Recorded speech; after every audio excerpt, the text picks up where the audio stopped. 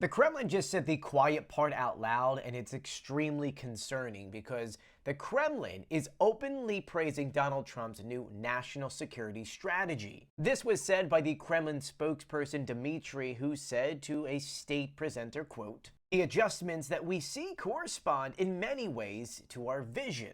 AKA, we do know that Trump wants to get closer to Russia so that when the war is over, the United States, at least Witkoff and other major players, can start making money with Russia instantly. Something that, as an American, I don't want that. We see Russia as the bad people, and we don't really want to be having any relations with the bad people. But then he went on to say that the deep state could try to block this relationship with Russia. Interestingly, I just want you to know there is no such thing as the deep state here in the United States. There's people that are against Russia, which is everyone, and there's people who are for Russia, which honestly is just rich people trying to make money in Russia, Donald Trump and his team.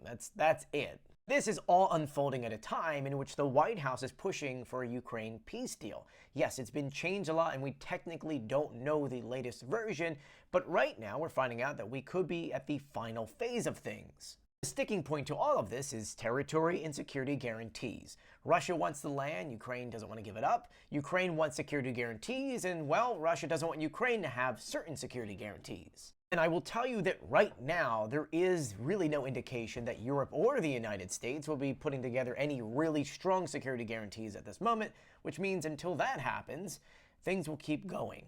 One interesting thing to add, though, we heard from Keith Kellogg, which was the U.S. envoy for peace talks, and he's on his way out, but according to him, there are only two issues that are still up in the air: the Zaporizhzhia nuclear power plant and territory. But I will say this, as these conversations are still ongoing, and even though Russia claims they want peace, they continue to attack Ukraine every single night with hundreds of air targets. While Ukraine, they don't tax civilians, they go after infrastructure that Russia makes money off of.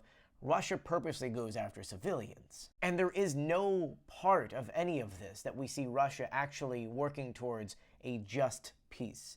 They want everything, and they want everything now. Which brings us back to Trump's new security policy.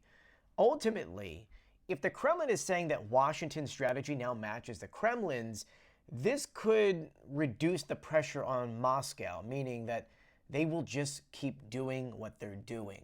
And when that happens, that unfortunately makes Ukraine have to surrender certain things, and of course it weakens Western leverage.